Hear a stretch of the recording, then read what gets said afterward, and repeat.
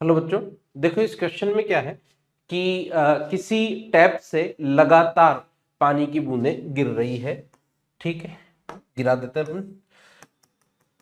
यहाँ पे ये टैप लगा हुआ है, ठीक है, इस तरह से। तो यहां से बोल रहा है कि ये 5 मीटर की हाइट है।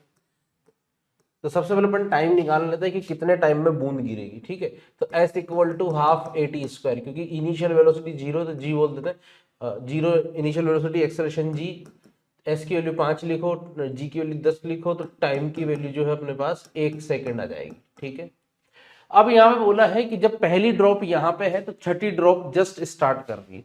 पहली ड्रॉप यहाँ पे है, छठी ड्रॉप स्टार्ट कर रही है, तो ये नंबर 1 बोल देता हूँ, 2 3 4 5, और ये छठी जस्ट स्टार्ट कर रही है। तो ये कितनी गैप हो गई इसमें? देखो 5 गैप हो गए टोटल। टोटल कितने गैप हो गए? 2। ये दो के बीच का गैप देखो, 1 2 3 4 5, मतलब टोटल जो 1 सेकेंड है उसमें 5 ड्रॉप गिरी है। ठीक है, छठी गिरने वाली है। तो यहाँ पे t बराबर 0 रहा होगा, तो t बराबर 0 पे, ये 0.2 पे, ये 0.4 पे, 0.6, 0.8, और ये 1 सेकेंड यहाँ पे हो चुका है। ठीक, टाइम इंटरवल 6 बूंदों में 5 गैप आ रहा है ना, इसलिए 5 से डिवाइड करेंगे अपन। तो 2 के बीच का टाइम इंटरवल कितना हो गया? 0.2 सेकेंड का।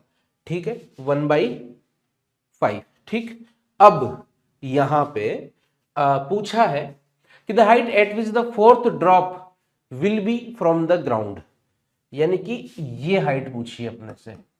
तो अपन ऐसा करते हैं ना यार, ये हाइट निकाल लेते हैं। तो s equal to half AT square, तो हाफ a यानी कि g, और टाइम, ये 2 गैप है, 1 और 2, 2 गैप हुए ना ये, तो इसीलिए ये 2 गैप मतलब 0.2 इंटू 2, तो 0.4 है ना। ये 0.2 और 0.2, 0.4 इस तरह से आएगा। टाइम गैप बोल रहा हूं इसका स्क्वायर। ठीक है, तो 1/2, जी को 10 लिख देते हैं, 0.4 का स्क्वायर 0.16। ठीक है, तो ये कुछ बन रहा है क्या? 16 पंजे 80, तो ये हो जाएगा 80 मतलब 0.8। 5 में से 0.8 को माइनस करो, क्योंकि ये हाइट पूछी है। 5 - 0.8, 4.2।